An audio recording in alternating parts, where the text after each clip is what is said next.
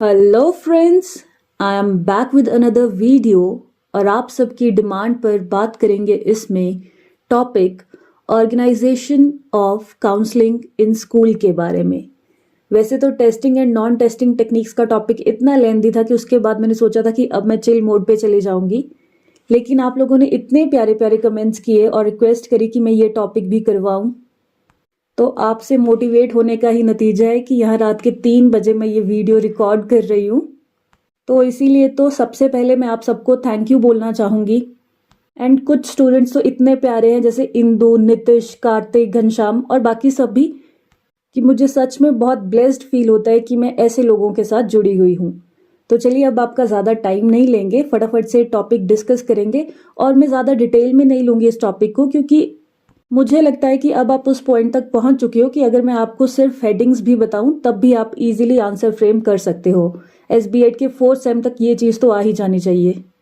तो सबसे पहले हम देखेंगे कि काउंसलिंग क्या होती है। Counselling implies a relationship between two individuals in which one gives certain kind of assistance to others. यानी काउंसलिंग क्या होती है? एक रिलेशनशिप काइंड ऑफ होता है दो इंडिविजुअल्स के बीच में, जहां पर एक दूसरे को असिस्टेंस देता है। यानी कि जो काउंसलर होता है वो काउंसली को असिस्ट करता है, उसकी हेल्प करता है किसी भी वे में। और हम क्या कह सकते हैं इसे? Counselling is a face to face meeting for interpersonal relationship of the counsellor and the counselee in which the counselor who happens to be a person with special training। Counsellor कोई भी ऐसे नहीं बन जाता है, गाइड कोई भी कर सकता है, लेकिन काउंसिल करने के लिए एक प्रॉपर ट्रेनिंग होती है। तो जो काउंसलर होता है जिसके पास स्पेशल ट्रेनिंग होती है, कंपिटेंसीज होती है, वो क्या करता है? सजेशंस, ओपिनियन, एडवाइस देता है काउंसली को, जहां पर भी काउंसली को प्रॉब्लम आ रही होती है। और अब अगर हम स्कूल लेवल पर बात करें तो काउंसली होते हैं यहाँ पर students. The motive is to bring changes in attitudes and in development of skills and competencies and make right choices। तो मोटिव क्या होता है कि जो बच्चे के अंदर राइट एटीट्यूड आए, राइट स्किल्स आए, कॉम्पिटेंसेस आए, और फ्यूचर में अगर कभी उसे कोई प्रॉब्लम आती है तो वो खुद से चॉइस बना सके, खुद से उस प्रॉब्लम को सॉल्व कर सके। फिर बात आती है basic principles of counselling in school. यानी कि जब स्कूल में काउंसलिंग हो रही है तो किन रूल्स का हमें ध्यान रखना होता है, क्या सिद्धांत होते हैं। तो counselling is strongly dedicated to self direction and self realisation of people. Counselling इस तरीके से होनी चाहिए कि बच्चे को सेल्फ डायरेक्शन मिले, कि फर्दर अगर प्रॉब्लम आती है तो वो खुद डायरेक्शन खुद को दे सके, रियलाइज करे, इनसाइट डेवलप हो उसके अंदर। It is the development of the insights and understanding of the relations of the self and environment, खुद के बारे में और एनवायरनमेंट को समझ सके अच्छे से। तो ये पॉइंट्स मैं इसीलिए फास्ट ले रही हूँ क्योंकि कुछ ज़्यादा समझाने का है नहीं इसमें। फिर भी अगर आपको कोई पॉइंट नहीं समझ आता है तो कमेंट सेक्शन में पूछ लीजिएगा, मैं एक्सप्लेन कर दूंगी आपको। It is structured learning situation, क्योंकि ऑलरेडी डिसाइड है, काउंसलर ने पहले ही मन में बना रखा है कि मुझे किस तरीके से बच्चे को हेल्प करना है, तो सब कुछ स्ट्रक्चर्ड है। Counselling methods very with the needs of people. जैसी बच्चे की ज़रूरत है, जैसी स्टूडेंट की ज़रूरत है, उस हिसाब से काउंसलिंग मेथड वेरी करता है। जैसे हमने 3 टेक्निक्स पढ़ी थी काउंसलिंग की approaches, directive, non directive and eclectic. तो जैसी नीड होगी बच्चे की, जैसी नीड होगी सिचुएशन की, उस हिसाब से काउंसलर जो है वो डिसाइड कर सकता है। It is primarily a preventive and remedial measure. Basic focus क्या होता है इसका? कि बच्चे की प्रॉब्लम को सॉल्व किया जा सके, उसको उसका सॉल्यूशन मिल सके। It is voluntary for the peoples. ऐसा नहीं है कि ज़बरदस्ती आप किसी बच्चे को काउंसिल कर लोगे, अगर उसकी इच्छा होगी तभी कर पाओगे। जैसे एक कहावत है ना कि आप गधे को पानी के पास भी लेके जा सकते हो और पानी को गधे के पास लेके भी आ सकते हो, लेकिन गधे को मजबूर नहीं कर सकते हो पानी पीने के लिए। तो उसी तरीके से जब तक बच्चे की इच्छा नहीं होगी कि वो काउंसलिंग अटेंड करे, वो कुछ हेल्प ले काउंसलर से, तब तक ये चीज़ पॉसिबल नहीं है। Next, the counselling service is to be organised as per the following criteria for making counselling service a grand success in the school. तो काउंसलिंग सर्विस जो है वो अच्छे से काउंसलर प्रोवाइड कर पाए, उसके लिए कुछ चीज़ें चाहिए होती हैं। और इसके अलावा इस टॉपिक में आप टेक्निक्स भी लिख सकते हो, जो मैंने आपको बताई ही, कि directive, non directive and eclectic. तो इसमें क्या है कि एक तो क्वालिफाइड काउंसलर अपॉइंट होना चाहिए स्कूल में। नेक्स्ट है, the counsellor should be given a separate room so that it will provide adequate privacy to him. तो काउंसलर, हिम और हर, तो काउंसलर को एक रूम मिलना चाहिए सेपरेट, क्योंकि कुछ बातें होती है जो बच्चा सबके सामने बताने में हिचकिचाता है। तो अगर एक रूम होगा तो एक प्रिवेसी मिल जाएगी, जिससे जो काउंसलर और काउंसली है एक दूसरे से अच्छे से बात कर पाएंगे।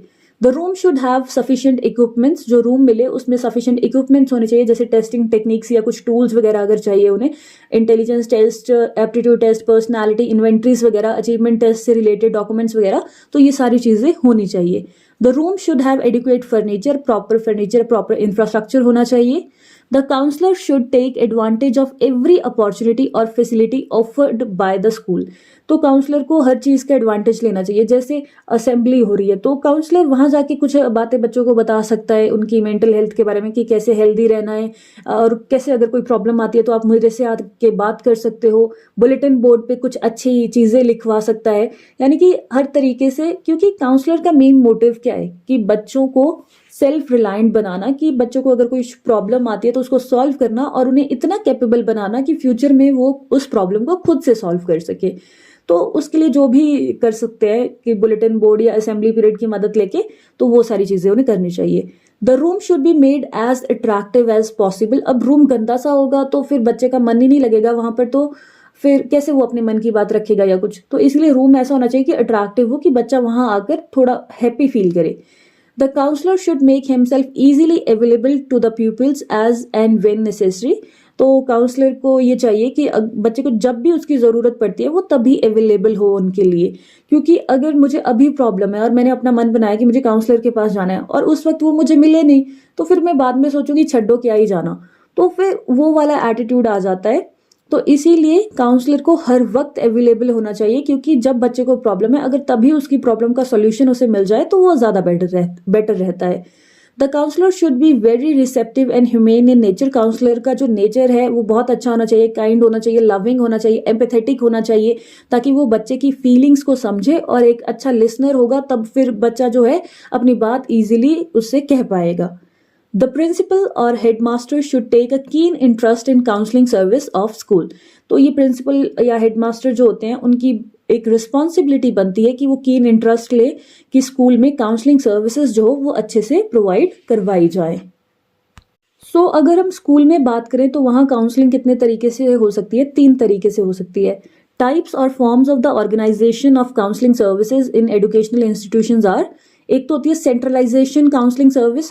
सेंट्रलाइजेशन काउंसलिंग सर्विस में क्या होता है, the entire responsibilities of counselling services is vested upon a group of trained personnel of the department of guidance and counselling services, यानी कि जो ट्रेन्ड पर्सनल होते हैं, क्योंकि गाइडेंस एंड काउंसलिंग का एक प्रॉपर कोर्स होता है जो काउंसलर रखे जाते हैं स्कूल्स में, इन्होंने इसका प्रॉपर डिप्लोमा प्रॉपर जो होता है वो कोर्स किया होता है, क्योंकि इन्हें एकदम A to Z नॉलेज होती है कि कैसे बच्चे के हाव भाव को पढ़ना है, कैसे बच्चे के जो बिहेव कर रहा है या जो बोल रहा है उस चीज को कैसे इंटरप्रेट करना है, कैसे उसे सॉल्यूशन दिया जा सकता है, तो इन्हें पूरी नॉलेज होती है। तो सेंट्रलाइजेशन मतलब जैसे सेंटर का होता है ना कि सेंटर की पावर है, तो जो ट्रेन्ड पर्सनल्स होंगे वही हेल्प करेंगे यहाँ पर। डिसेंट्रलाइजेशन काउंसलिंग होती है जहां पर रिस्पॉन्सिबिलिटी जो काउंसलिंग सर्विसेज की होती है वो टीचर्स पर ही होती है। जैसे कुछ स्कूल्स होते हैं वहां पर कोई काउंसलर नहीं होता है, अगर बच्चे को प्रॉब्लम है तो वो टीचर से ही बात कर लेते हैं और टीचर ही उन्हें सॉल्यूशन दे देते हैं, तो वो क्या हो जाती है डिसेंट्रलाइजेशन काउंसलिंग। एक होती है कॉम्बिनेशन, जहां पर जैसे कॉम्बिनेशन वर्ड ही बता रहा है कि दोनों का कॉम्बिनेशन होगा, कि टीचर्स भी होंगे और एक्सपर्ट्स भी होंगे और वो मिलकर बच्चे की प्रॉब्लम को सॉल्व करने की कोशिश करेंगे। नेक्स्ट हम बात करेंगे स्टेप्स की, तो स्टेप्स आप वो भी लिख सकते हो जो मैंने आपको वन शॉट वाली वीडियो में बताए थे कि organisational setup, then counselling committee, फिर उसके बाद टूल्स, रिक्वायरमेंट, और काउंसलिंग कमेटी से पहले काउंसलिंग सेंटर भी बनाएंगे, तो वो भी लिख सकते हो। और ये जो पॉइंट्स अभी हम डिस्कस करेंगे ये भी लिख सकते हो। ये पॉइंट उन्हीं पॉइंट्स का एक इलाबोरेटिव फॉर्म है। तो इसमें सबसे पहले आ जाएगा कंस्ट्रक्शन ऑफ कमेटी। तो पहले तो काउंसलिंग कमेटी बनाई जाएगी जिसका ऑब्जेक्टिव क्या होगा कि ये चेक करना कि हमें किसको काउंसलिंग देनी है और क्या प्रॉब्लम है उनकी।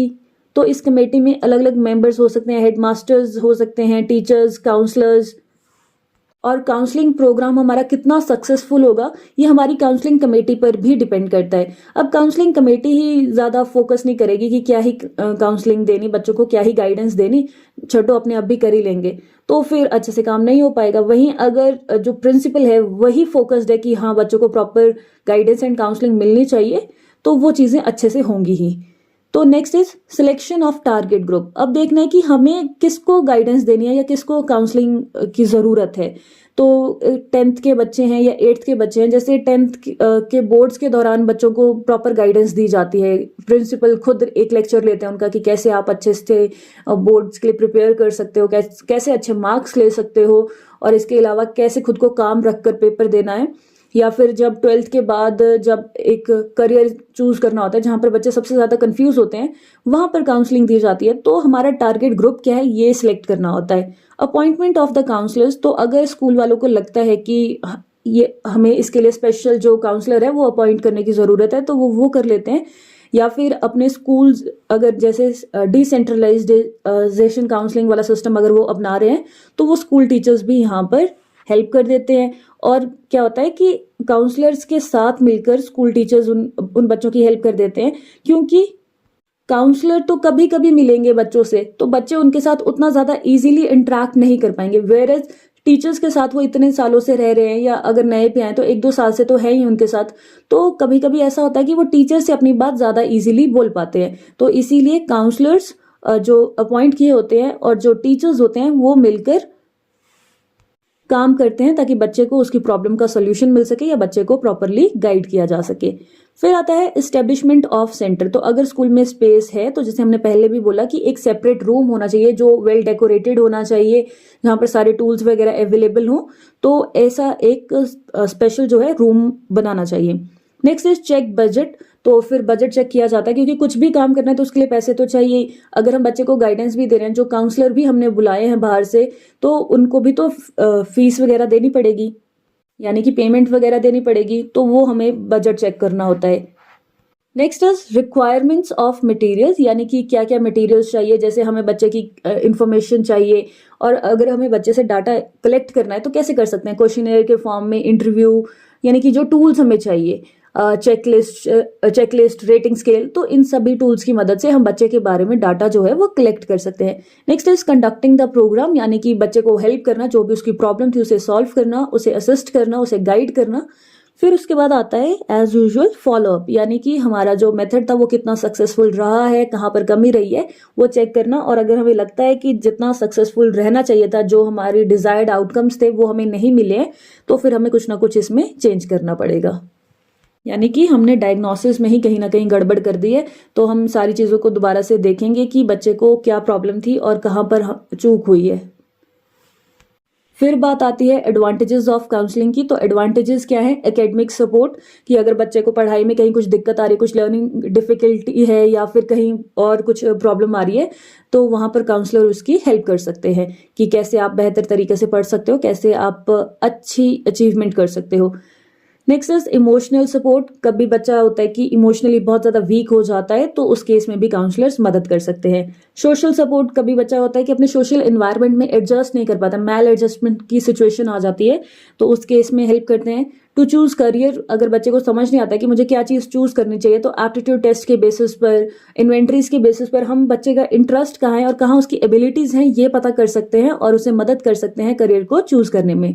इनहेंस्ड प्रॉब्लम सॉल्विंग, क्योंकि मेन मोटिव यही होता है कि बच्चा अपनी प्रॉब्लम को खुद से सॉल्व कर पाए, तो problem solving, decision making skills बच्चे के अंदर आए, ये काउंसलर उसमें मदद करते हैं। Provides a non judgemental environment for free expression. तो काउंसलर्स को ट्रेनिंग के दौरान ही ये सिखाया जाता है कि कैसे उन्हें बच्चों के लिए एक पॉजिटिव एनवायरनमेंट क्रिएट करना है, ताकि बच्चे को लगे कि जो भी वो बोल रहा है उसको जज नहीं किया जा रहा है। बहुत बार होता है कि हम अपनी बात क्यों नहीं रखते हैं किसी के सामने, क्योंकि हमें लगता है कि शायद ये इंसान हमें जज करेगा।